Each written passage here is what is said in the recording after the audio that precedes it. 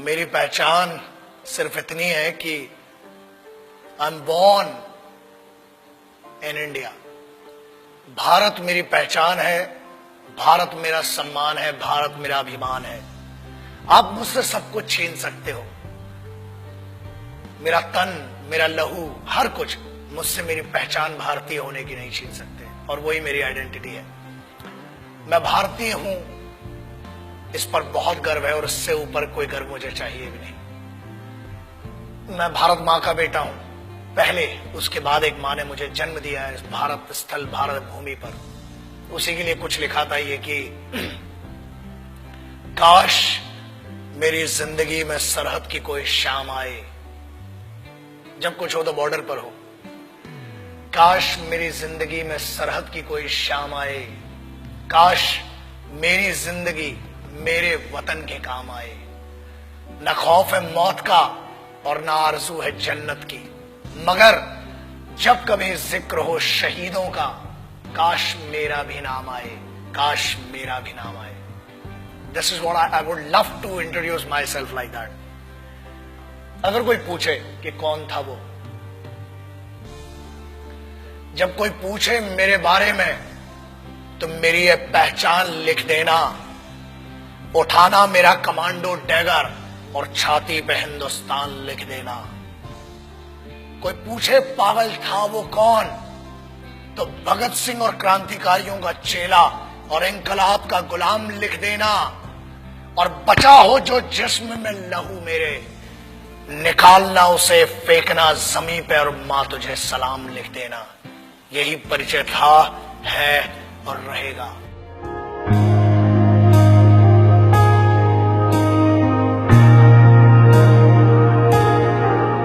आजकल बहुत एक मुद्दा चल रहा है, देशभक्ति। कुछ लोगों ने उसे हिंदुओं से जोड़ दिया, कुछ ने मुसलमानों से जोड़ दिया, कुछ ने सिखों से, कुछ ने ईसाइयों से। एक बात याद रखना, हम पहचान हैं एक ऐसा महाविद्यालय, एक ऐसी university. It's like an university, it's like a college, the country is like college. We may have different wings, we may have different subjects, but we all belong to one college, and that college is Bharat, rashtra. आप उसको हुब्बुल वतनी कह लें उर्दू में, अरबी में, उसको आप जननी जन्मभूमिश्च कह लें, आप संस्कृत में, आप मादरे वतन कह लें, वतन की इज्जत कह लें, आप कुछ भी कह लें। आज बहुत जरूरी हो गया है उस ट्रेटर, उस गद्दार, या बेहतर लैंग्वेज में उसको गद्दार और चूतिया कहेंगे, उसकी बात करना जो आज की डेट में बड़ा सेलिब्रिटी बन के फिर रहा है। Let's talk about that person जिसने हर फौजी और हर इस भारत मां के बेटे को हर्ट किया है। आज उसके बारे में बात करना बहुत जरूरी हो चुका है। न हिंदुओं से न मुसलमानों से इस मुल्क को तकलीफ है गद्दार और बेईमानों से, जिन्हें हम हार समझ बैठे थे गला अपना सजाने को, वही अब नाग बन बैठे हम ही को काट खाने को। पिछले 2-3 महीने it has been disturbing me a lot. I being an Indian, I being a soldier, I being a simple son of this motherland, feel hurt, disheartened, and at the same time I feel pity for them. बुरा लगता है, कारण यह लोग कहते हैं कि हम कुछ कर नहीं सकते। ऐसा है, करने पर आ जाए तो बहुत कुछ कर सकते हैं, लेकिन हम सम्मान करते हैं भारत के सर्वोच्च न्यायालय का, सुप्रीम कोर्ट का, और उसके आदेश की अवहेलना नहीं करना चाहते हैं। उसके आदेश का पालन करते हुए कुछ गद्दारों को आज भी छोड़ रखा है, वरना ऐसा है काम ही हड्डियां तोड़ने और जान लेने का हिंदुस्तानी फौज करती है। किसी ने कहा, मैं उन गद्दारों का शायद नाम भी लेना पसंद नहीं करूंगा, बिकॉज वो इतना भी डिजर्व नहीं करते कि उनका नाम इस जुबान पर आए।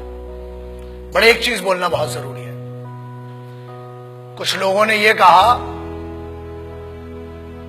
कि भारतीय सेना रेपिस्ट है। अगर घरों में बैठे हो ना, और अगर तुम्हारी बहनें और तुम्हारी माएं घर से निकल के जा रही हैं, तो सिर्फ ये हिंदुस्तानी फौज है जिसकी दम पे तुमने भाई होने का, बाप होने का फर्ज नहीं निभाया होगा, मगर this the only Indian armed forces which maintain that dignity of a soldier and maintains that brotherhood.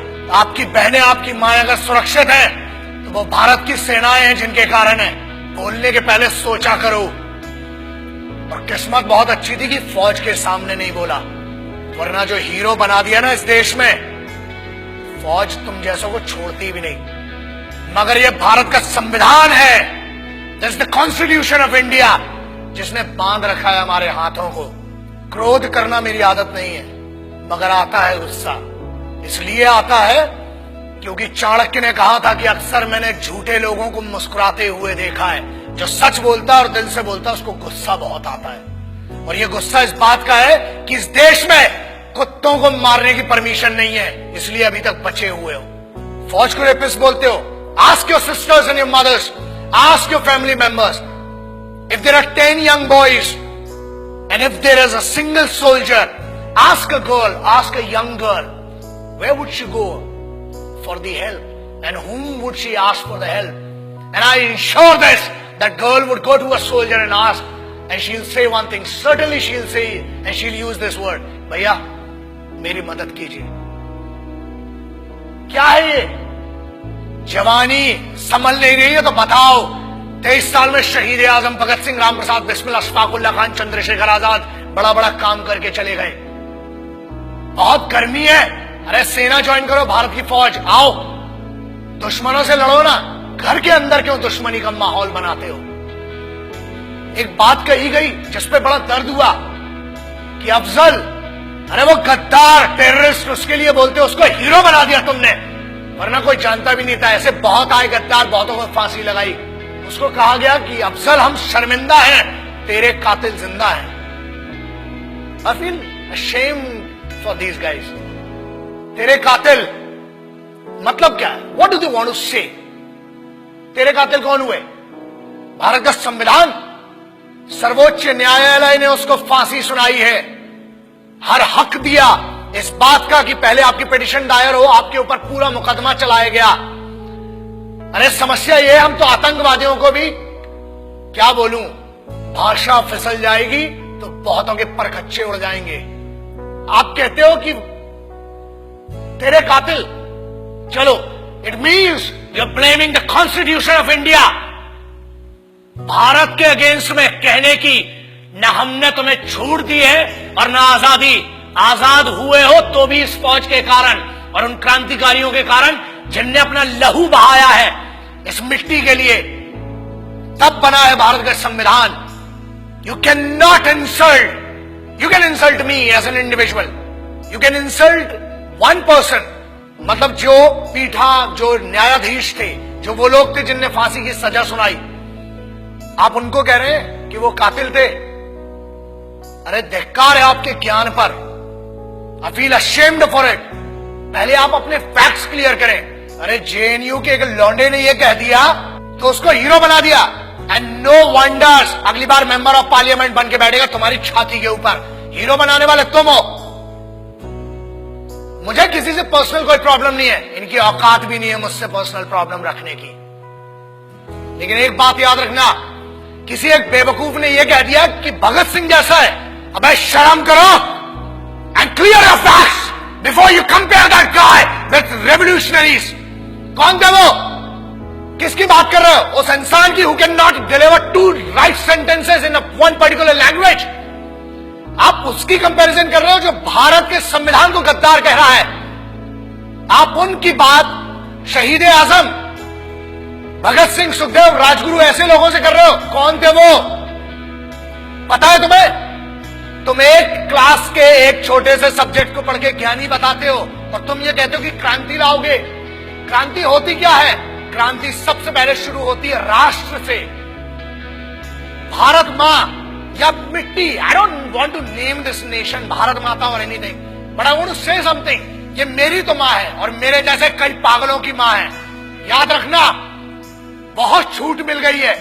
अपनी आजादी का गलत उपयोग मत करो, वरना अगर छूट देना आता है तो लगाम लगाना भी आता है।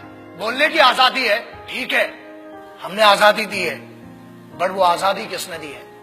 The freedom has been given to you by the constitution of this country. The Honorable Supreme Court has some guidelines. The Honorable Constitution of this country has some guideline. And we must respect that. आज आप एक बंदे को जिसको जमानत पर छोड़ा गया है उसको हीरो बना दिया। मेरा उस बच्चे से और मेरा उस लड़के से कोई पर्सनल प्रॉब्लम नहीं है, मगर याद रखना इस देश का हर दुश्मन मेरा दुश्मन है। इस भारत माता, इस मिट्टी के ऊपर कोई भी बात करेगा, that guy, that person has to face me and the soldiers of this country. आप कैसे भारतीय सेना को रेपिस्ट कह सकते हो? शर्म करो उस सेंटेंस के ऊपर। अगर आज भी बच्चियां सुरक्षित हैं, if the Indian youth, if everybody, whoever is doing whatever they want to do, if this freedom has been given to them, it is just because of one thing, that Indian Army, Navy and Air Force, the Indian Armed Forces are fighting for you day and night. जब तुम सोने जाते हो तब उनकी duty का वक्त शुरू होता है। शर्म खाओ इस बात के लिए। और याद रखना, भारत को तोड़ने की कोशिश मत करो, ना हिंदुओं से न मुसलमानों से।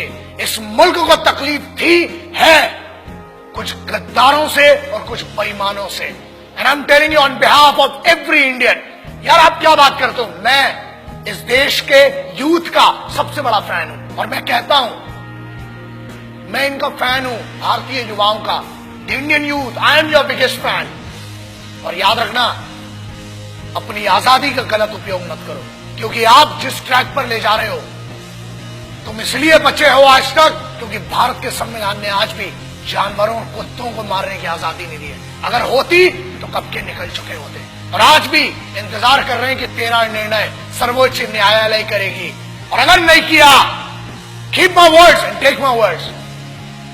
ये चेहरा याद रखना, हम बोलते कम है, घसीटते और मारते ज्यादा है। जय हिंद, वंदे मातरम, इनकलाब जिंदाबाद, भारत माता की जय।